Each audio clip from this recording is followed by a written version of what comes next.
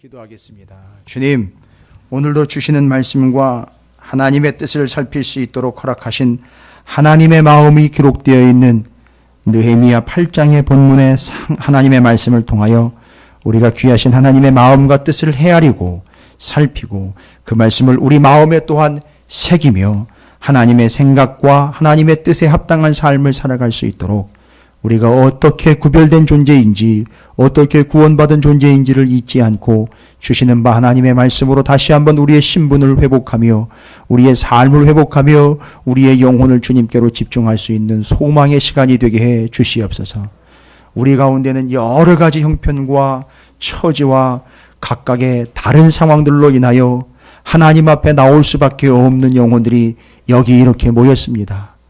다양하게 각양의 이유로 인하여 주님 앞에 나왔으나 오직 하나의 결론, 주 하나님만을 기뻐하는 자들이 여기 모였사오니 주님만을 바라보는 자리, 주의 말씀을 생명으로 여기는 자리, 주의 뜻을 헤아려 새길 수 있는 귀한 자리, 주의 말씀을 간절히 사모하는 자들, 그들이 모인 자리 이곳에서 모든 시간과 공간과 인간을 주장하시는 하나님 앞에 주님만을 바라보며 주님을 의뢰하며 주님을 최고의 왕으로 모시는 주님의 통치가 이루어지는 하나님 나라가 되게 하여 주시옵시고 이 나라 이 민족들에게 하나님의 말씀을 선포하는 하나님의 법률 법령 공포식이 거행되도록 이 귀한 시간을 성별하여 주시옵소서. 온유와 겸손으로 주의 말씀을 받고 그 말씀이 우리의 삶의 열매와 결실로 나타나는 선택되고 성별되고 구별된 사랑하는 성도들 오늘 예배에 참여한 한 영혼 한 영혼이 되게 해 주시옵소서. 주님, 우리에게 진멸의 요소를 허락하시고 오직 주 하나님만을 바라보며 회방되고 방해가 되는 모든 것들을 진멸하라 하셨건만 여전히 그 끄트머리를 남겨놓은 채로 여전히 그 관계성을 끊지 못하는 채로 혹여나 주님 앞에 질질 끌려나온 영혼이 있다면 주님, 이제는 진멸시키고 오직 주님께만 전념할 수 있는 우리의 인생이 되게 해 주시옵소서. 말씀을 기대합니다. 주여, 그들이 수문 앞 광장에 모여 하나님의 말씀을 두려움과 떨림과 기쁨과 감격과 공포와 하나님의 은혜로 받았던 것처럼 오늘도 동일한 시간 이 자리가 되게 하여 주시옵소서. 부족한 종이 학사 에스라와 같이 레위 제사장들과 같이 말씀을 전하는 귀중한 자리가 되게 하여 주시옵시고 주님의 말씀을 받는 하나님의 모든 백성들이 그들과 같이 기쁨으로 받는 하나님의 말씀으로 받는 생명의 자리가 되게 해 주시옵소서. 감사드립니다. 예수님의 이름으로 간절히 기도 올리옵나이다. 아멘. 할렐루야. 예, 옆에 있는 분 축복하도록 하겠습니다. 앞뒤에 계신 분들도 축복해 주시면 좋을 것 같습니다. 이렇게 선포하도록 하겠습니다. 하나님이 나의 기쁨이십니다. 라고 축복하시기 바라겠습니다.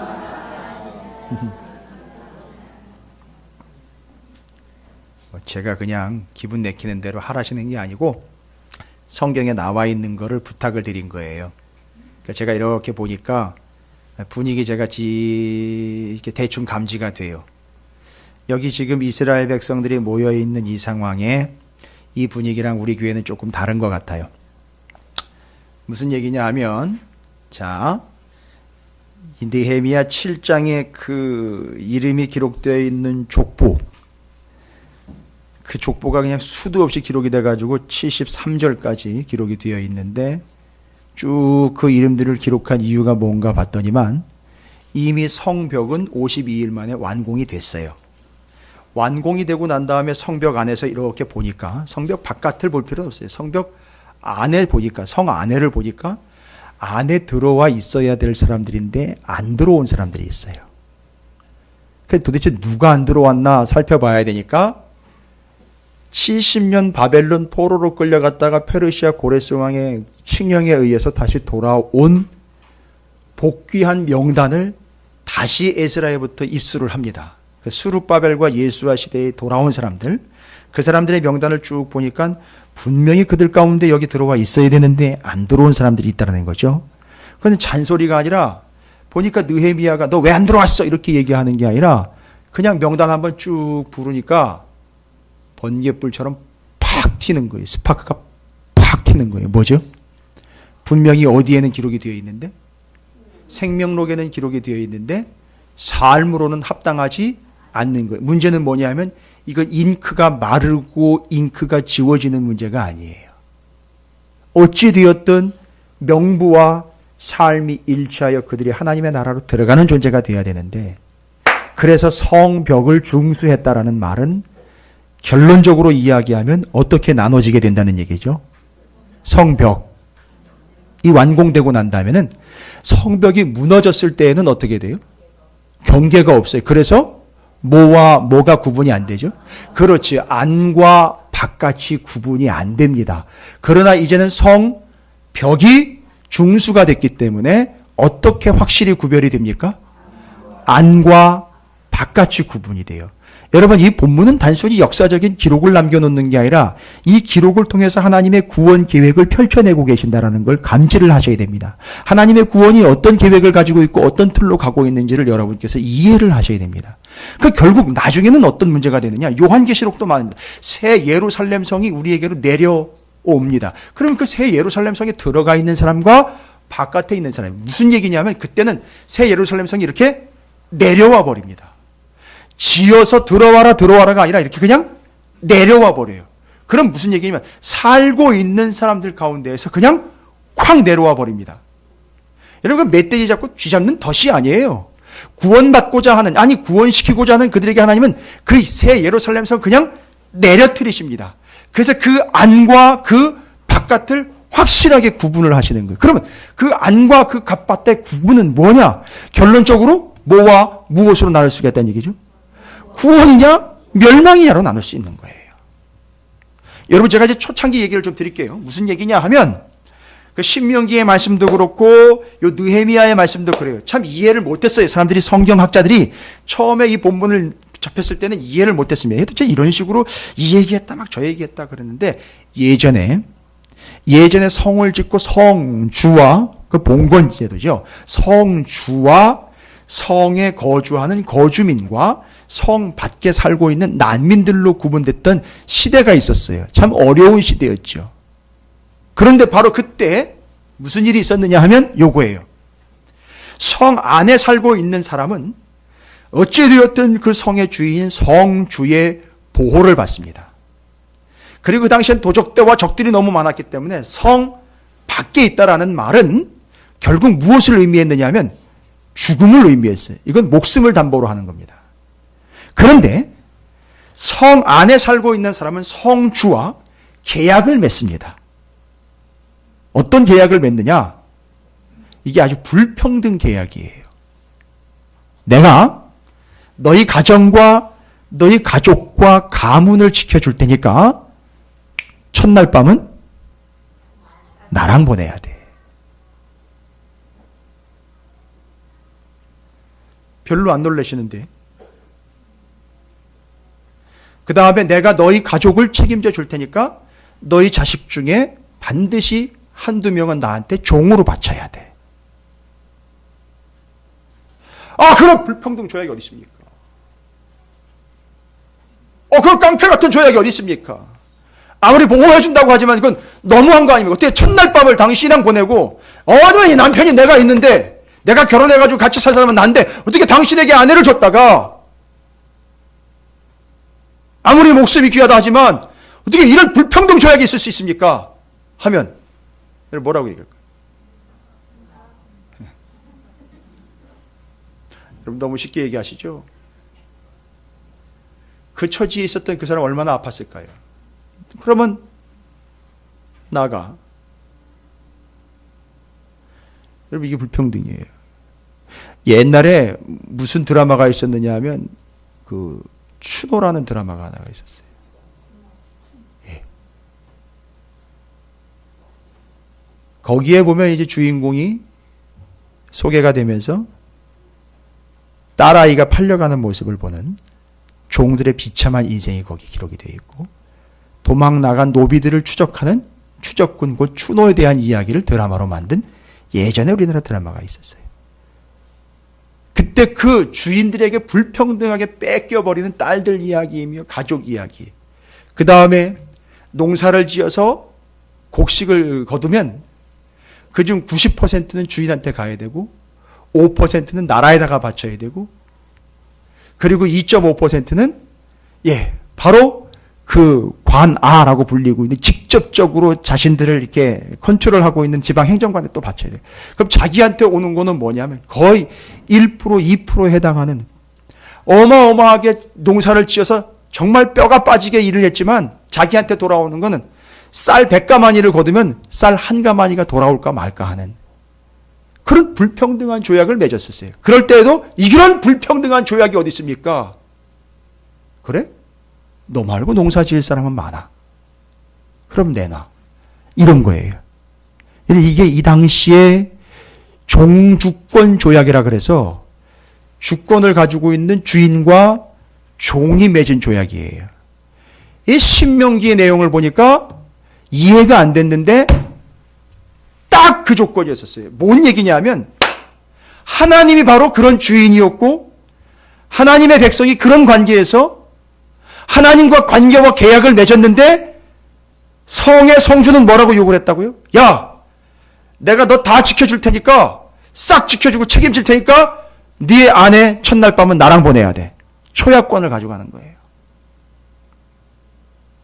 이런 식으로 하나님이 하나님의 백성과 조약을 맺습니다. 그런데 하나님은 뭐라고 얘기를 합니까? 야, 내가 다 지켜줄게. 내가 책임져 줄 테니까 너 남의 거 도둑질하지 마. 그런 불평등한 조약이 어디 있어요? 야, 내가 싹 지켜줄게. 내가 책임질게. 내가 싸워주고, 내가 이겨주고, 내가 보호해주고, 내가 너를 선택했으니까 내가 몸이 부서져라 하는 한이 있더라도 너는 내가 책임질게. 단, 나 말고 다른 신 섬기지 마. 내가 다 책임져 줄 테니까 너 남의 거 탐내지 마. 너 내가 다 책임져 줄 테니까 일주일에 한 번 그 안식일 그거 한 번 좀 지켜. 이건 뭡니까? 십계명. 이런 불평등한 조약이 어디 있어요? 예? 세상에 이런 불평등한 조약이 어디 있습니까? 다 지켜줄 테니까 남의 거 탐내지 말래요.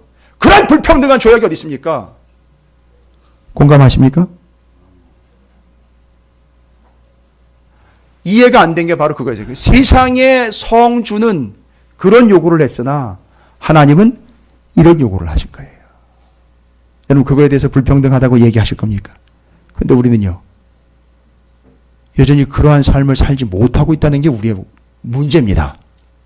그래서 지금 왜 제가 성 얘기를 하다가 여기 얘기했나? 바로 이 성의 구분이 바로 그겁니다. 성 안과 성 밖 같은 이런 구분이 지어지게 되어 있습니다. 그래서 성을 짓고 지금 성 안으로 들어와야 할 사람들이 분명히 있는데 못 들어온 사람들이 있으니까 그 성에다가 세 명을 딱 붙여놨죠. 문짝에다가. 누구 붙여놨습니까? 문지기와 노래하는 자와 레위인들을 붙여놓고 그 문짝에서 뭐 하는 거죠? 문짝에 매달려가지고선 바깥에 있는 사람들에게 들어오십시오. 여기 들어와야 사는 겁니다. 해서 문지기, 노래하는 자, 레위인들이 거기 서가지고 그들을 끄집어내서 세상과 분리해서 이 안으로 집어넣는 역할을 하는 게 성곽 완성하고 성 문짝 달고 그 문짝에 들러붙어가지고 문지기, 노래하는 자, 레위인들을 붙여넣어요. 여러분 문지기, 노래하는 자, 레위, 특별히 노래하는 자와 레위인들은 거기 있으면 안 돼요. 원래 그들의 위치는 성전이에요. 근데 거기에 서 있단 말입니다. 이게 뭘 얘기하는 거냐? 이건 성벽, 그 성이 의미하는 게 바로 무엇과 무엇으로 나눠진다? 구원과 멸망으로 나눠진다는 거예요. 그래서 문짝에 달라붙어서 우리 교회와 성도들이 그 역할을 감당을 해줘야 된다는 얘기죠. 근데 우리는 맨날 어디로 자꾸 나가려고 그래요? 오노평지에서 산발락과 도비아가 계속 나오라고 그러는데 그게 자기를 죽이려고 하는 건지도 모르고 우리는 그 오노평지로 나오라고 그러니까 불쑥 나가버린단 말입니다. 여러분 오늘 신명기 20장 우리가 일부 예배 때 나눴는데 20장 10절부터 18절까지 헤렘이라는 단어를 배웠어요. 헤렘이 뭐냐면 진멸이에요. 진멸. 절대 하나님과의 관계를 멀어지게 하거나 떨어지게 하는 모든 요소들은 남겨놓지 말고 싹 다 진멸해버려라는 거야. 싹 다. 하나도 남김없이. 그래서 머리에 이 예를 들었어요. 머리에 이. 일부 예배 때. 대박 났습니다. 머리에 이 얘기해가지고. 한 마리라도 남아있으면 안 되는 거예요. 주님과의 관계를 해방하는 모든 요소는 싹 다 없어야 되는 거예요. 그게 헤렘이라는 거예요. 그게 들어가거들랑 그 땅에 있는 제거해야 될 요소, 방해 요소, 회방 요소는 싹 다 없애야 되는 거예요. 여러분, 그걸 가지고 죄송합니다만 아주 무식한 신학자들과 무식한 인본주의자들이 뭐라고 얘기하냐면 하나님은 너무 잔인한 하나님이라고 얘기를 한 거예요. 그러면요, 반대로 그걸 내버려 두면 어떻게 될까요? 그걸 내버려 두면 그 잔인하다라고 이야기한 그 사람, 하나님은 너무너무 야박하다라고 이야기하는 그런 신학자들 다 뭐가 되는 겁니까? 다 죽습니다. 무슨 얘기예요? 그 사람을 그나마 그렇게 사랑하시기 때문에, 그 사람 능력껏 그걸 할 수 없기 때문에 차라리 아닌 것들을 다 제거하라고 명령을 내리신 거예요. 그게 하나님의 마음인 걸 이해를 하시기 바랍니다. 자, 오늘 이 성벽은요, 그런 의미로 정확하게 구분이 됩니다. 안과 바깥으로, 안에 들어온 자들은 결론적으로, 종말적으로 나중에 예수 그리스도께서 오셔서 어떤 상황이죠? 구원받은 자, 새 예루살렘성, 새 하늘과 새 땅 이야기로 정리가 돼요. 나중에 요한계시록 가면. 이게 성경이에요. 그리고 그 구별된 의미로 안과 바깥은 명확하게 구원받은 자와 멸망당할 자로 나눌 수밖에 없어요. 그런데 재미있는 게 뭐냐면 이제 그것을 확인사살 들어갑니다. 오늘 본문 말씀에 보니까 그렇게 해서 이스라엘 백성들이 그 안에 들어와야 될 사람들이 들어왔다라는 증거가 8장 1절에 나와 있어요. 그죠? 보시면 73절부터 원래는 그 뒤 기록이 되어 있는데 7장 73절에 이와 같이 제사장들과 레위 사람들과 문지기들과 노래하는 자들과 백성 몇 명과 느디님 사람과 온 이스라엘 자손이 다 자기들의 성읍에 거주하였느니라 하고 8장 1절 이스라엘 자손이 자기들의 성읍에 거주하였더니 일곱째 달에 이르러 모든 백성이 일제히 어디에 모였어요? 수문 앞에. 여기 모든 백성이 누굽니까? 이 모든 백성 지금 뭐 해야 하는 사람들이죠? 성 안에 있어야 할, 구원받아야 할 사람들이 다 모였다는 거예요. 그러니까 앞에 있는 족보가 효과 본 거지요. 여기 족보 이야기 우습게 보시면 안 되죠. 마태복음에 나와 있는 족보 아시죠? 마태복음 처음 시작할 때 족보 나오지 않습니까? 여러분 그 족보의 의미가 뭔지 아세요? 예수님의 계보라. 예수님이 그 족보를 이야기하는데 그게 뭔 얘기냐면 예수 그리스도께서 태어날 때까지 그 이전에 2000년 역사를 족보 하나로 싹 정리를 해버린 거예요. 예수 그리스도께서 집중시키기 위해 그 족보 하나 딱 던져놨는데 이 족보가 뭐냐면 구약의 2000년 역사가 정리가 되고 완성이 돼서 오신 게 누구냐면 예수입니다 라는 걸 얘기하니까 마태가 기가 막힌 사람인 거예요. 그 정리를 2000년 역사를 족보로 정리를 끝내버린 겁니다. 그거 죄송합니다만 우리 가운데 수준이 얼마나 있는지 모르겠으나 그거 또 족보네 이러면서 아우 저쪽 구약에도 족보 나오고 신약에도 시작하자마자 족보 나오네. 그게 바로 구약 39권과 2000년 역사를 싹 정리하면서 예수 그리스도다라는 걸 포인트로 찍어주고 넘어가는 거예요. 이게 수준 없으면은요 이해 못하는 겁니다. 완성됐다는 거예요. 주님께로 집중시키는 거죠. 이 족보가 뭘 얘기하는 겁니까? 앞에 족보를 쭉 늘어놓은 이유는 뭐예요? 거기 중에 들어와야 될 사람들이 있는데 8장 1절에 보니까 들어왔더라는 거예요. 여러분 이 사람들의 수준은 이제 뒤에 나와요. 그러니까 너 여기 있어야 되는데 왜 거기 있어? 죽었다 깨어나도 난 내 자리가 여기인데 오노평지에서 살아가고 있는 사람들이 있어요. 아직도요. 지금도 여기 있어야 되는데 오노평지에 있는 사람들이 있어요. 죽이겠다고 덤볐는데 노평지에 가가지고 그렇게 버티기는 사람들이 있어요. 들어와서 여기 들어와가지고 명단에 너 분명 여기 들어와야 될 명단에 기록이 있는데 안 들어오고 거기서 오노평지에서요. 자, 그런데 8장 1절 이스라엘 자손이 자기들의 성읍에 거주하였더니 일곱째 달에 이르러 모든 백성이 일제히 수문 앞 범정에 모여 학사 에스라에게 여호와께 이스라엘에게 명령하신 모세의 율법책을 가져오기를 청하매 라고 나와 있어요. 이 사람들이 모여가지고선 온전히 다 모여야 될 사람들이 싹 다 모였다는 거예요. 그래서 앞에 있는 족보를 정리 끝내는 거예요. 그 사람들 중에 여기 들어와야 될 사람들이 들어왔다는 거예요. 더 중요한 건 뭐냐면 여러분 그냥 지나칠 수 있지만 8장 1절에 몇 번째 달이라고 달이 소개가 되고 있어요. 몇 월이요? 7월입니다. 이스라엘로 7월이에요.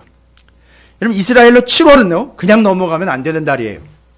다른 달도 다 중요하지만 왜 유독 이스라엘에게 7월은 중요하냐? 자 이제 정리합니다. 여기 성경을 좀 넓게 보고 폭넓게 보고 이제 레위기서부터 쭉 율법과 제사를 다 보셔야 돼요. 번제, 소제, 속죄제, 화목제, 속건제.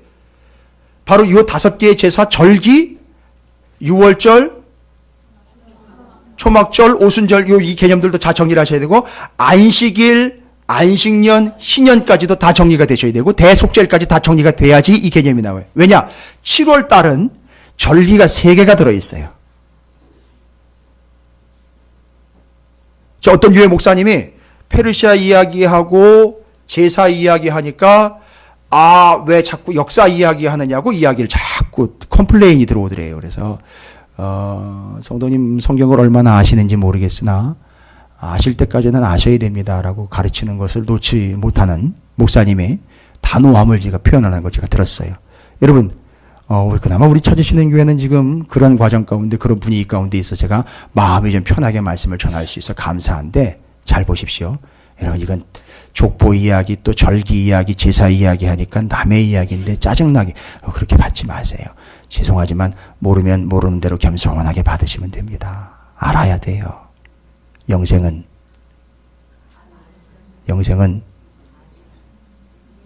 유일하신 참 하나님과 그가 보내신 예수 그리스도를 아는 거라 그랬어요. 좀 도전적으로 질문 드릴게요. 도대체 얼마나 아세요? 예. 도대체 얼마나 말씀을 알고 계십니까? 도대체 얼마나 말씀을 아시기에 자꾸 오노평지를 운운하십니까? 도대체 얼마나 아시길래 성벽이 어떻고 문짝이 어떻고 자꾸 이렇게 평가하고 계세요? 온유와 겸손으로 말씀 앞에 서시기 바라겠습니다. 자, 이들이에요. 근데 7월 달이랍니다. 7월 달에 수문 앞 광장에 다 모였대요. 다 모였답니다. 모여야 될 사람들 다 모였다는 거예요. 여기 안에 들어와야 될 사람들 다 들어와서 모였다는 겁니다. 그런데 그게 몇 월 달이다? 7월 달이다. 여러분, 7월 달에는 절기가 몇 개가 있다? 3개가 있다. 7월 1일 나팔절입니다. 나팔절에는요, 뭐 하느냐? 7월 1일이면은요, 매달 첫째 달은 당연히 이스라엘 백성들은 모여요. 초하루로 모입니다. 그런데 7월 1일은 의미가 남달라요. 이때는 무엇을 부느냐 하면 나팔을 붑니다. 쇼페르. 나팔을 부는데 이 나팔이 무엇로 만들었냐가 중요해요. 순양의 뿔로 만들었어요. 이스라엘 전승에 의하면 그 양의 뿔인데 그 양이 무슨 양이냐? 이스라엘 전승에 의하면 그래요. 검증되어서 성경에다가 기록을 안 해놨는데 이스라엘 사람들이 믿는 바로는 이 나팔절날 뿌하고 불어대는 이 뿔이, 이 나팔이 순양의 뿔로 만들었는데 그 순양이 어느 양이냐? 성경에 여러 양들 나오지요.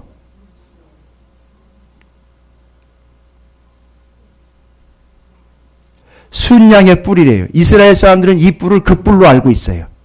그 뿔이 내려온 걸로 알고 있어요. 그 뿔이 이어진 걸로 알고 있어요. 그래서 구원이 이어진다라고 믿고 있어요.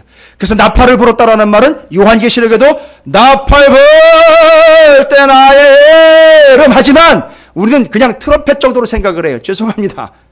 아주 수준 이하지요. 그 나팔이 아니에요. 뿔나팔입니다. 그 뿔은요, 순양의 뿔로 만들었다랍니다.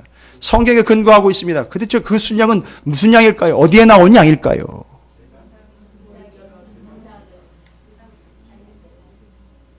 분단별로 나뉘어버렸어요. 이렇게 나뉘어버렸는데. 정답이 나왔어요.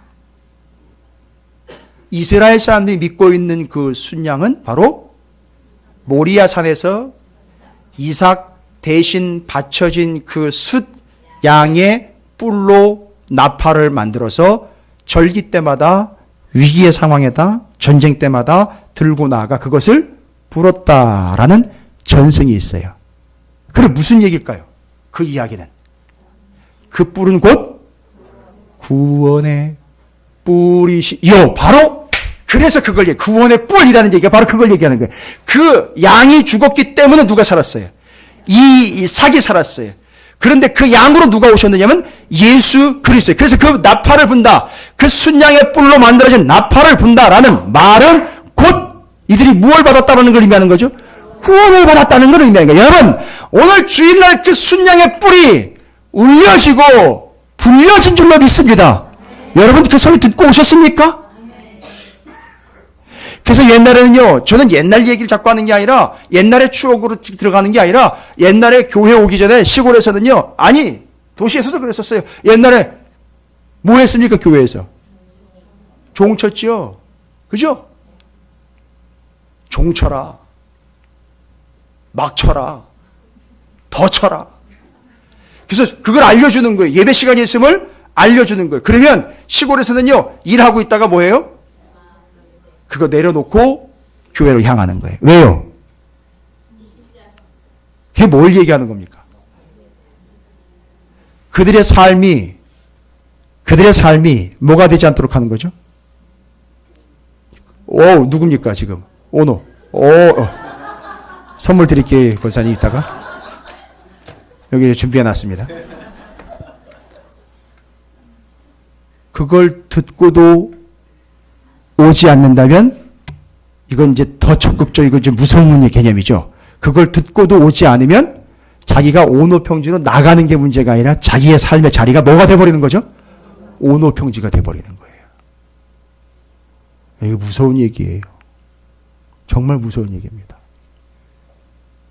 나팔을 듣고도 나오지 않으면 거기가 오노평지가 되는 거예요. 오노평지에 끌어내는 이유는 뭐라고요? 산발락과 도비아가 느헤미야를 글로 끌어내서 거기서 죽여버리겠다. 여러분 객사예요. 그럼 오노평지는 특징이 뭐예요? 오노평지에서 죽으면 사람들이 지나가면서 뭐라고 얘기한다? 아니 왜 여기서 죽었대? 그렇게 객사의 대표적인 대명사가 누구예요? 신약으로 넘어오면 가룟 유다가 거기서 죽은 거예요. 그게 오노평지인 거예요. 성경이 이렇게 보는 거예요. 그러니까 이 나팔을 불었다라는 말은 뭐예요? 나팔절이라는 말은 나팔이 울리면서 내가? 그러니까 지금 발 보세요. 안에 있는 사람들은 나팔절에 나팔을 불면서 와우 이 소리를 듣고 뭐라고 얘기를 해요? 오케이 내가 구원받은 자로. 그러면 저 바깥에 있는 사람들은요. 구원을 받아야 하는데 그래서 그 문짝에 매달린 사람들이 무슨 역할을 해야 돼요? 그렇죠. 잡아 당기는 역할을 해야 돼요. 들어오게. 그 문지기 노래하는 자 레위인들이 그 역할을 해주는 거예요. 됐습니까? 나팔절 의미는 뭐다? 바로 그 숫 양의 죽음으로 인하여 살아난 구원받은 자. 그래서 7월 달에 성 안에서 나팔절을 제일 먼저 7월 1일 날 나팔절을 지킵니다. 그 다음에 여러분 기가 막히게 잘 아시는 7월 10일이에요. 7월 10일은 뭐냐면 대속죄일이 있어요. 대속죄일에는요. 유일하게 누가 혼자 대제사장이 혼자 어디로 들어갑니까? 지성소로 들어가서 이스라엘의 모든 백성들의 죄를 사함을 받고 나오는 대속죄일이에요. 그래서 누가 유일하게 들어간다고요? 대제사장이 자기 목숨 걸고 떨면서 들어가요. 이 제사장도 참 하기가 참 쉽지는 않은 일인데 자기 목숨을 담보로 들어갑니다. 들어가서 이스라엘의 죄를 용서함을 받고 나와요. 사면권을 받고 나옵니다. 이게 1년에 한 번씩 이루어지는 게 바로 7월 10일이에요. 그러니까 대속죄를 7월 10일 지킵니다. 그러면 바로 그들이 뭐 했다? 용서함 받아 구원 받았다. 그 다음에 오늘 본문에 또 절기가 하다가 나와요. 무슨 절기요? 초막절이요. 초막절은요 15일부터 21일까지 지켜요. 초막절에. 그러니까 지금 7월달은 내내 나팔절 시작돼가지고 우선 대속죄일 초막절로 절기가 쭉 지어지는데 절기의 특징이 있어요. 초막절은 뭘 기억하는 겁니까? 이스라엘 백성들이 광야에서 하나님으로부터 위로 내려있는 나와 위에서 말씀하신 하나님의 말씀을 듣고 먹고 자란 만나 세대가 가나안 땅 약속의 땅 들어가 구원받은 이야기가 바로 그거예요. 그래서 초막절을 지키는 이유는 뭐냐? 광야에서 하나님이 내려주시고 먹여주시고 살려주신 것들을 기억하는 초막절인 거예요. 그러니까 잘 보십시오. 나팔절, 대속죄일, 초막절은 죄다. 그렇죠. 뭐가 직결이 있습니까? 구원이 되는 거예요. 그래서 7월달 그 한 달 내내 절기와 그 시기를 지키면서 성 안에 있는 사람들은 무엇을 확인한다? 내가 바로 구원받은 사람이라는 거예요. 거기서 그냥 넘어가면 안 돼요. 이제 이 구원이 어떻게 오느냐를 거기에 담아 있습니다. 절기에. 구원이 어떻게 오느냐? 이 구약의 이스라엘 백성들은 구원이 어떻게 오느냐? 하나님의 말씀하심을 순종함으로 온다 그랬어요. 그런데 그 절기에 담겨 있습니다. 자, 그 순 양의 뿔이에요. 그 양이 누구냐로 이게 귀결이 되죠. 여러분 이걸 통으로 봐야 돼요. 이제 성경을 신약으로 통으로 봅니다. 구원받은 자 맞습니다. 성 안에 있는 사람. 그러면 이 구원이 우리에게 어떻게 임하느냐. 계속 성을 지을 수만은 없잖아요. 신약으로 넘어오면 이 구원이 완성이 되잖아요. 다 이루었다라고 완성되지 않습니까? 그러니까요. 이건 어떻게 구원이 완성되느냐? 그 순 양이란 말이에요. 숫 양, 그 순 양이 누구예요? 보라, 세상 죄를 지고 가는 하나님의 어린 양이로다. 그분이 바로 양인 거예요. 그러니까 그분 순양이신 예수 그리스도의 외침. 그래서 구원은 어떻게 온다? 예수 그리스도를 통하여 온다라는 걸 그게 얘기하는 거예요. 두 번째, 대속죄에는요 누가 들어갑니까? 대제사장이. 히브리서에 보면 우리에게 한 대제사장이 있으니 그가 바로 예수 그리스도로, 그가 세상의 모든 죄를 지고 하나님께로 들어가 구원을 얻어냈다는 얘기예요. 그래서 이제부터는 예수를 믿는 자는 누구나 찢어진 휘장 사이로 통과하여 하나님을 자유롭게 만날 수 있게 되었다는 거예요. 그전엔 누구만 들어갔는데요? 대제사장만 들어갔는데 이제는 예수 그리스도를 통하여 누구든지 예수를 믿는 자들은 거기로 들어갈 수 있게 되었다. 십자가 지성소에서 구원을 이루어낸 우리에게 있는 한 대제사장 대신 누구? 예수 그리스도. 그 다음에 초막절을 기념하며 광야 40년을 기념하는 이 귀한 절기에 그들이 바로 아까도 얘기했죠. 밖에 나가가지고 나무까지 갖다가 초막 지어가지고 바깥에서 그거 떡 해먹고 이런 것들을 다 하면서 실제로 거기에서 내려오는 양식, 내려온 말씀 가지고 살았던 거 기억하는 거죠. 잘 보세요. 위에서 내려온 생명의 말씀인, 생명의 양식인 하나님의 말씀. 잘 보세요. 위로부터 내려온 생명의 양식인 말씀. 우리에게 뭘로? 양식인 하나님의 말씀으로 뭐 한 거예요? 땅에서 솟은 게 아닙니다. 땅에 있는 소출을 갖다가 떡을 만들어 먹은 게 아니에요. 여러분 발버둥 쳐보세요. 여러분에게 주신 하나님의 달란트가 있는 걸로 알고 있습니다. 음악하시는 분들은 그렇고 미술 다 그렇고 학자적으로 학문적으로 다 달란트가 있는 걸로 제가 알고 있는데 죄송합니다만 그거 죽어라고 해보십시오. 그것 때문에 구원받는 건 아닙니다. 저는 거짓말할 수 없어요. 아무리 달란트가 뛰어나가지고 가요 무대는 옛날 얘기죠. 아무리 TV 콘서트에 수십 번 나오고 아무리 재능과 달란트가 거기서 펼쳐지더라도요. 아무리 베를린 유명한 오케스트라가 뭐가 있죠? 베를린에 필하모니. 대단하십니다. 감사합니다. 거기에 단원일지라도 그 재능으로 구원받는 건 아닙니다. 내 것과 땅의 것으로 구원이 아니라 위로부터 내려오신 말씀이신 예수 그리스도로 구원받는 거예요. 그러니까 보십시오. 초막절을 지키는 것은 뭐예요? 바로 그때 위에서 내려온 생명의 양식, 말씀으로 살았다. 그것이 구원이다. 그렇게 내려온 예수 그리스도. 할렐루야. 그게 마치 뭐가 비춰지듯이 하늘에서 빛이 비춰. 그래서 요한복음에는 예수 그리스도를 뭐라고 설명했어요?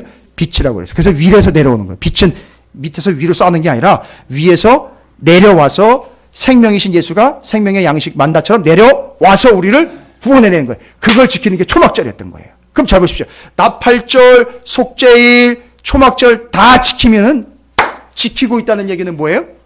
이걸 지키고 있다는 얘기는 구원을, 여러분 중요한 사실입니다. 이거 중요한 겁니다. 이거 말장 안 아닙니다. 그 세 개의 절기를 성 안에서 지키고 있다는 말은 그 사람들이 구원을 받았다는 거예요.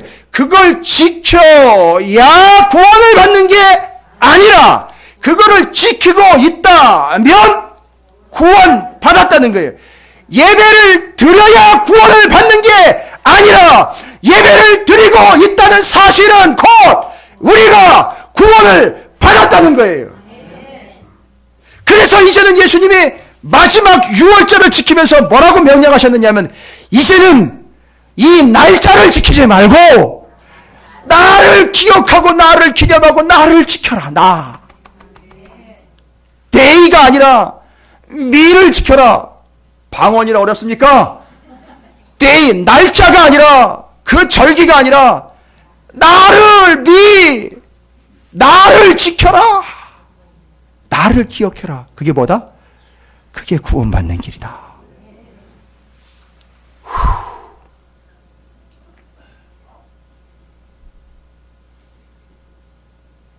그러니까 지금 성 안에 있는 사람들은 너무너무 기쁨이고 너무너무 감격인 거예요.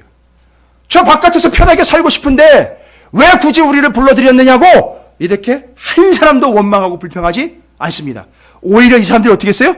수문 앞에 있는 광장에 한 사람도 예외 없이 뭐요? 싹 모였습니다. 야, 이건 쉽지 않은 일이거든요. 말귀를 알아들을 수 있는 사람은 다 모였다 그랬어요. 애들서부터 시작해가지고 싹 다요. 그 뭔 얘기예요? 다 그들이 구원받은 자라는 거예요. 할렐루야. 여러분, 이게 느껴지십니까? 여러분, 여러분의 위치예요. 우리의 자리입니다. 우리가 지금 어디에 있다고요? 그렇죠. 이게 신약 성경에서 그렇게 강조했던 옥중서신. 사도 바울이 자기가 지금은 상황 컨디션은 어디 있어요? 현실로는요. 감옥 안에 있으나 내가 감옥 안에 있는 게 아니라 여기가 주님 안이라는 거예요. 내가 그 안에, 그가 내 안에. 정말 이런 얘기 하다 보면 하고 싶은 얘기가 한두 개가 아니에요. 화요일 날 교육자 회의 했잖아요, 지난주에. 목사님들에게 제가 우리 교회는 한 장씩, 일주일에 한 장씩 있는데, 그러니까 지난주 본문이 73절까지였잖아요. 이제 기약을 토하시는 거예요, 목사님들이. 그게 어떻게 가능하냐고. 그 한 장씩 하다 보면, 뭐 이러면서 벌써 이상하게 고개를 가우뚱하시면서, 그 한 장씩 하다 보면, 이런 식으로 이야기를 쫙 꺼내시는 게, 야, 그게 어떻게 가능하냐면, 이렇게 얘기를 하실 것 같았어요. 그래서 제가, 궁금해요. 궁금하면 500원. 하지 않고, 궁금하시면 찾아오세요. 제가 알려드리겠습니다. 얘기 드렸어요. 그게 왜 가능합니까? 그날 한 장 가지고 씨름하면 어렵죠. 우리가 3년, 4년입니다, 지금. 하나님의 말씀을 단편적으로 보지 않고 통으로 보는 거예요. 통 성경이 뭡니까, 여러분? 시간과 공간과 인간을 통으로 보는 거예요. 할렐루야. 와우, 놀랍습니다. 2000년의 시간은 1500곳의 공간과 5천여 명의 등장인물들을 통으로 보는 거예요. 그게 통이에요. 개인, 가정, 나라를 통으로 보는 겁니다. 그 다음에는요, 신약과 구약을 통으로 보는 거예요. 하나님 나라, 제사장 나라, 5대 제국과 하나님 나라를 통으로 보는 거예요. 단편적으로 보는 게 아니에요. 여러분 정리하시기 바랍니다.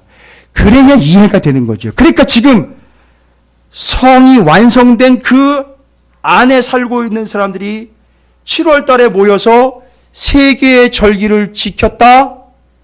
지킴으로 인하여 구원을 얻었다는 율법주의적인 사고방식을 넘어서 율법이 아닌 절기를 지금 지키고 있다는 말은 그 사람들이 구원을 받았다는 겁니다. 자, 정리되셨죠? 따라서 오늘 여기 모인 여러분 모두는 다 구원받기 위하여가 아니라 구원받은 자로서 어느 평지가 아닌 성 안에서 절기를 지키고 있었던 옛날이 아니라 지금 누구를요?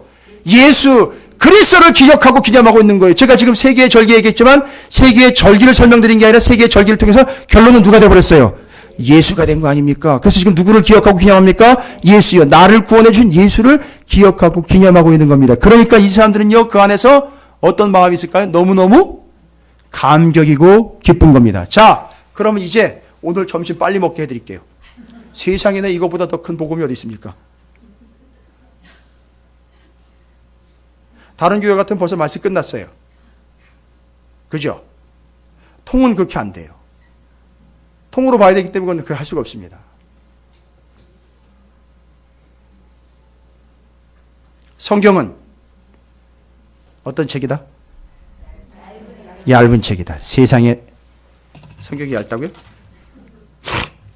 이게 얇아요?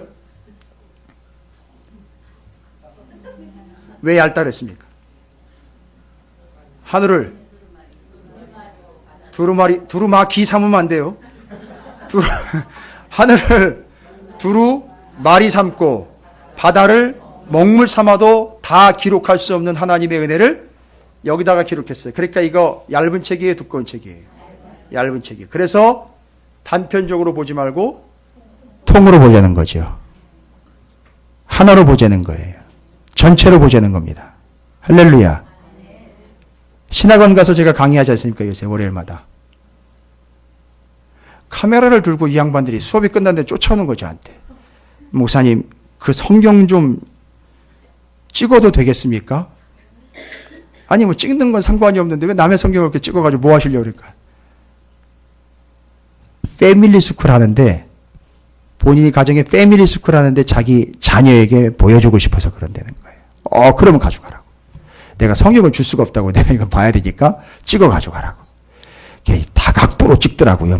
앞으로 찍고 뒤로 찍고 옆으로 찍고 위로 찍고 아래로 찍고 다 찍어가지고 가져가더라고요. 꼭 패밀리 스쿨 하라고 제가 권면해 드렸습니다. 여러분 이 성경이 지금 말하고 있는 바가 뭔지 아시겠습니까? 느헤미야 8장은 그들이 어떻다라는 사실을 정확하게 얘기하겠죠. 구원 받았다. 자, 이제 제가 오늘 하고 싶은 얘기는 이제 그 다음 얘기예요. 딱 두 가지만 얘기해요. 그러면 구원받은 자들의 삶은 어떠한지가 뒤로 나와 있다요. 이게 중요한 거예요, 지금. 구원받은 자들의 삶. 이미 구별된 삶으로 그 안에 들어와 있죠. 안에 들어와 있다라는 말은 제가 이미 옥중서신에서 얘기했죠. 예수 그리스도 안에 있다라는 말은 예수 그리스도 아래에 있다는 얘기예요. 그 안에 있다라는 말은 추상적으로 보실 필요 없어요. 그 아래에 있기 때문에 그 안에 있는 사람들은 그 아래에 있음으로 인하여 그분이 뭐가 되는 거죠? 머리가 되고 최고가 되고 으뜸이 되는 거예요. 됐습니까? 그게 그 안에 있는 삶이에요. 그럼 지금 이 안에서 구원받은 사람들의 삶은 두 가지로 요약이 돼요. 저는 오늘 이 두 가지를 여러분에게 축복의 말씀으로 드리고 싶습니다. 여러분 이걸 누리시면 좋겠어요. 구원받은 자의 삶이요. 제일 중요한 건 다른 거 없어요. 이 구원받은 자들이 자기들이 뭐 했다는 걸 알고요. 구원받았다는 걸 알고 8장 1절 다시 한번 읽어봅니다. 함께 있습니다. 시작. 이스라엘 자손이 자기들의 성읍에 거주하였더니 일곱째 달에 이르러 모든 백성이 일제히 수문 앞 광장에 모여 학사 에스라에게 여호와께서 이스라엘에게 명하신 모세의 율법책을 가져오기를 청하매 일곱째 달 초하루에 제사장 에스라가 율법책을 가지고 회중 앞에 곧 남자나 여자나 알아들을 만한 모든 사람 앞에 이르러 수문 앞 광장에서 언제부터 언제까지요? 새벽부터 정오까지 남자나 여자나 알아들을 만한 모든 사람들 앞에서 읽음에 뭇 백성이 그의 율법책에 귀를 기울였는데 그때 학사 에스라가 특별히 지은 나무 강단에 서고 그의 곁에 오른쪽에 선자는 마띠다와 스마와 아나야와 우리야와 일기야와 마아세야 그 왼쪽에 선자는 부다야와 미사엘과 말기야와 하숨과 하스밥다냐와 그 스가랴와 무술람이라. 에스라가 모든 백성에 서서 그들의 목전에서 책을 펴니 책을 펼 때 모든 백성이 일어서니라. 에스라가 위대하신 하나님 여호와를 송축하며 모든 백성이 손을 들고 아멘 아멘 하고 응답하고 몸을 굽혀 얼굴을 땅에 대고 여호와께 경배하니라. 예수아와 바니와 세레바와 야민과 아급과 사부대와 호디아와 마아세와 그리다와 아사라와 요사밧과 하난과 블라야와 레위 사람은 백성이 제자리에 서 있는 동안 그들에게 율법을 깨닫게 하였는데 하나님의 율법책을 낭독하고 그 뜻을 해석하여 백성에게 낭독하는 것을 다 깨닫게 하니 백성이 율법의 말씀을 듣고 다 우는지라. 총독 느헤미야와 제사장 겸 학사 에스라와 백성을 가르치는 레위 사람들이 모든 백성에게 이르기를 오늘은 너희 하나님 여호와의 성일이니 슬퍼하지 말며 울지 말라 하고. 전부 내용을 쭉 여기까지 제가 읽어드렸어요. 9절까지. 뭐 했다는 겁니까? 그 구원받은 사람들이 모여서 하나님의 말씀 앞에서 온전히 세워지는 모습 기억나시겠습니까? 그런데 여러분 중요한 게 뭐예요? 에스라나 느헤미야나 제사장들이 구원받았으니까 모여라 이제 말씀 공부하자 라고 한 게 아니라 그들이 오히려 에스라에게 우리에게 하나님의 말씀을 일러 주십시오라고 요청을 했다는 거예요. 구원받은 자의 삶은 어떤 삶입니까? 자, 이게 중요한 겁니다. 무엇을 누군가 말씀대로 살아야 한다라고 시켜서 모이거나 행하는 자들이 아니라 자기들 스스로가 이미 구원을 받았기 때문에 어떠한 삶을 살아야 하는지가 정리가 된 거예요. 어떠한 삶을 살아야 한다? 하나님의 말씀에 입각한 삶을 살아야 한다는 것을 구원받은 자로서 깨달은 겁니다. 그러니까 에스라에게 말씀을 일러주시고 들려주시고 알려주십시오 하고 에스라에게 쫓아온 거예요. 그리고 옆에 있는 제사장들은 그 말씀을 풀어주고 해석하고 알려준 거예요. 그리고 이 말씀과 해석과 그 말씀을 듣고 배우고 공부하는 자리를 절대 놓치지 않기 위해서 이들이 한 독특한 행동이 하나가 있어요. 이스라엘 백성들이 한 행동이 있습니다. 우리는 구원받은 자로서 이제 평생 하나님의 말씀 앞에 서서 하나님의 말씀을 시켜서가 아니라 구원받은 자답게 이 말씀을 지키며 살아가야 한다는 결단이 정확하게 스며들어 있는 하나의 증거가 있습니다. 여러분, 그들이 뭐 했는지 저는 이 이야기를 읽으면서 와우, 전율이 일었어요. 아주 찌릿찌릿했습니다. 4절 보십시오. 그때의 학사 에스라가 뭐 했을 때입니까? 말씀 일러주십시오. 그렇게 살겠습니다라고 요청했을 때에 그 말씀을 들은 학사 에스라가 수문 앞 광장 한 귀퉁이에서가 아니라 뭐가 있었어요? 거기? 특별히 지은 나무 강단이 있었어요. 여러분, 이 오해하시면 안 돼요. 학사 에스라가 특별히 지은 나무 강단 이러니까 에스라가 특별히 지어서 올라갔다는 게 아니라 이건 정확하게 말씀을 전해드립니다. 백성들이 이미 에스라가 올라가기 전에 한참 전에 강대상을 만들어 놓은 거예요. 상설 강대상을요. 제가 순간 여기 가서 목회하고 싶은 마음이 들었다는 거 아닙니까? 이 강대상이요, 에스라가 만든 게 아니에요. 에스라가 요청한 것도 아니에요. 이스라엘 백성들이 스스로 요청하기 전에 이미 만들어 놓고 요청하러 가서 이리 올라가셔서 여기서 말씀을 전해 주십시오라고 아예 특별하게 지은 강대상이라고 했어요. 특별하게 지은 나무 강대상. 이 강대상은 나무는 아니에요. 그러나 특별합니다. 할렐루야. 세상의 모든 교회의 강단은 다 특별합니다. 함부로 강단을 더럽혀서는 안 돼요. 그러니까 여기는 함부로 올라오면 안 되는데 아무거나 여기서 나가면 안 되는 거예요. 무슨 얘기인지 아시겠죠? 왜요? 누구를 상대로 하고 있습니까? 구원받은 자들을 상대로 하고 있잖아요. 구원을 퇴적시키면 안 되지 않습니까? 그렇죠. 온오평지로 내몰면 안 되지 않습니까? 이게 지금 특별한 강대상입니다. 여기서 지금 하나님의 구원의 메시지, 생명의 메시지가 그렇게 선포되도록 이스라엘 백성들이 직접 강대상을 만들어서 올라가셔서 거기서 전파해 주십시오. 다 여러분이 그런 마음은 있는 걸로 알고 있지만 제가 목회하면서 전도사 시절부터 지금까지, 신학생 시절부터 지금까지 목사님 또 들려주시고 또 들려주시고 제가 이런 얘기 들어본 적이 없어요. 들어본 적이 없어요. 제가 하나 얘기 들어본 거 충격적인 얘기는 이런 얘기 아니에요. 제가 시골서 목회할 때 충남 서천서 저기 마량이라는 마량포구가 있어요. 그 서천 아파다.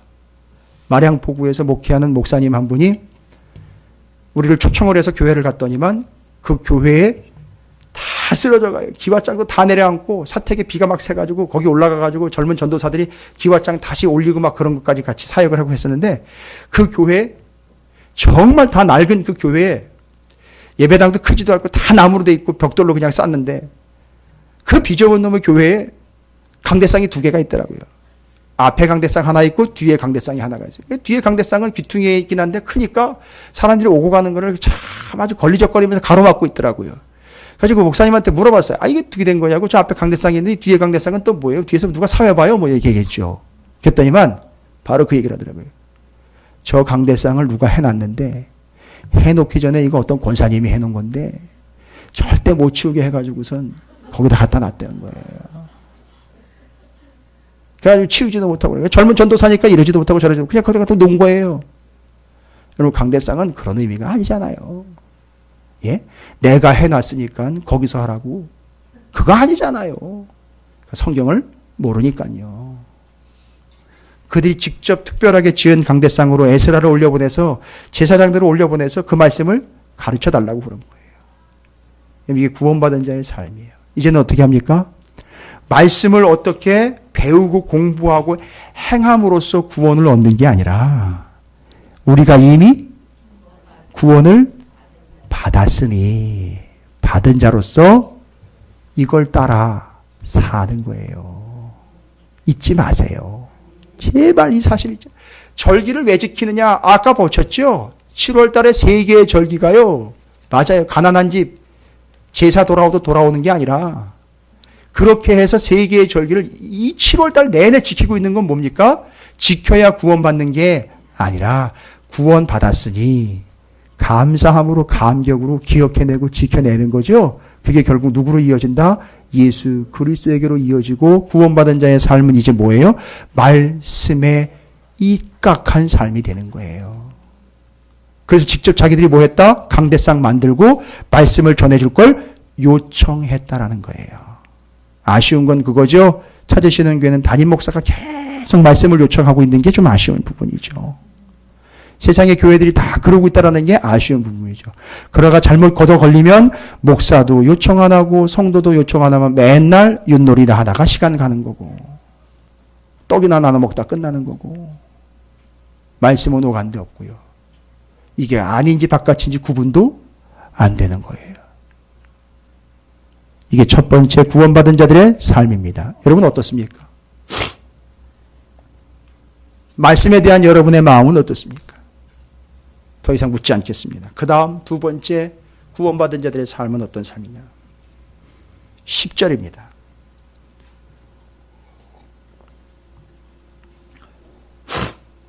함께 읽어보겠습니다. 10절입니다. 시작. 느헤미야가 또 그들에게 이르기를 너희는 가서 살찐 것을 먹고 단 것을 마시되 준비하지 못한 자에게는 나누어 주라. 이날은 우리 주의 성일이니 근심하지 말라. 여호와로 인하여 기뻐하는 것이 너희의 힘이니라 하고. 와우. 이제는 어떤 삶을 살아갑니까? 하나님의 말씀이지요. 그 다음에 이 구원받은 자들의 삶은 특징이 있습니다. 아주 힘이 있는 삶을 살아갑니다. 아주 당찬 삶을 살아갑니다.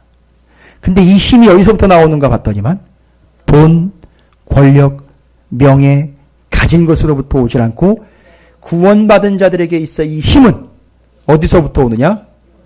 정확하게 여호와로부터 주님으로부터 이렇게 뭉뚱그려가지고 얘기하지 마시고 본문이 정확하게 이야기하는 거죠. 뭐예요? 너희의 힘이니라 아주 포인트로 찍어가지고 네가 힘 있는 존재가 왜 됐느냐 정확하게 얘기하지 않습니까? 뭐예요? 여호와로 인하여 기뻐하는 것이 너희의 힘이다라고 얘기했어요. 여러분 어떻게 오늘 기쁘십니까? 뭐 때문에 기쁘십니까? 뭘 어쨌다고요? 자, 요겁니다. 우리는 뭐 때문에 기쁘냐라고 물어보면 하나님이 사업을 번창케 해주셔서 기쁩니다. 이렇게 얘기를 해요. 죄송합니다만 아주 무기력한 대답이었습니다. 좀 전 대답. 정말 허기지고 무기력한 대답이었어요. 진짜 우리가 힘이 있고 나의 힘은 뭐냐 하면 그분이 어떻게 해 주셨기 때문에가 아니라 혹시 어떨 때도 있죠? 사업이 안 될 때도 있는데 뭐라는 거죠? 그렇죠. 무화과 나무 잎이 마르고 포도 열매가 없으며 논밭에 수출이 없고 외양간에 송아지 없어도 나는 여호와로 인하여 기뻐하며 즐거워하라. 그때 그 여호와가 그에게 뭐가 된다고요? 힘인데 성경에서는 내가 너의 기업이 되어주겠다 이렇게 얘기하는 거예요. 그래서 하나님이 어떻게 해 주신 것 때문에 기쁜 게 아니라 하나님이 기쁜 거예요. 주님이 어떻게 해 주신 게 기쁜 게 아니라 주님이 나의 기쁨이 되는 거예요. 그래서 주님 때문에 기쁘면 그게 내게 뭐가 된다? 힘이 되는 거예요. 됐습니까? 바로 요거예요. 이 두 가지가 구원받은 자들의 삶에 나타나는 열매예요. 결실입니다. 첫 번째, 하나님의 말씀으로 나를 먹여주시고 양육하여 주세요라고 강대상까지 만들어가지고 아예 요청을 합니다. 이제는 말씀이 무엇을 시켜서 하는 게 아니라 구원받았기 때문에 말씀대로 살아가야 될 근거가 생긴 겁니다. 됐지요? 그 다음에는요, 어찌해서가 아니라 바로 어찌하시는 그 분이 나의 기쁨이 될 때 그가 어떤 삶을 힘이 있고 능력이 있는 삶을 산다. 이게 바로 누구다? 바로 그분으로 인하여 구원받은 자들의 삶이다. 할렐루야. 여러분 이런 삶을 살아가시기를 주님의 이름으로 축원을 드립니다. 우리 찾으시는 교회는 바로 그런 교회가 될 줄로 믿습니다. 기도하겠습니다. 결단이라고 하기는 그렇고요. 저는 여러분에게 오늘 여러분의 신분을 확인시켜 드렸습니다. 죄송합니다만 안타깝게도 우리 중에는 지금 성 바깥에서 간간히 그냥 들려오는 듯한 소리 정도로 듣고 오늘 말씀을 별 대수롭지 않게 흘려버린 이들도 있을 것 같아요. 그건 참 안타까운 일이죠. 그러나 어찌하겠습니까? 전하는 자와 우리가 어찌할 바가 아닌 하나님께서 예비하신 영혼이면 그가 구원을 받을 것이고 아니라면 시간을 더 주시면 감사하겠으나 그건 우리의 영역이 아닙니다. 주님은 우리에게 교회라는 구별된 처소를 주셨고 구별된 삶을 주셨습니다. 여러분이 그런 구원의 확증을 가지시고 말씀 앞에 그 생명이신 주님을 더욱 기뻐하는 힘있고 능력 있는 삶을 살아가는 존재가 될 수 있도록 주님의 이름을 크게 한번 부르시고 그 구원의 감격과 구원에 합당한 삶을 잃지 않고 살아가는 말씀의 사람, 주님이 기쁨이 되는 삶을 살아가는 존재가 되겠습니다. 주님의 이름을 한번 부르시고 함께 소리내어 결단하며 기도하도록 하겠습니다. 기도하겠습니다.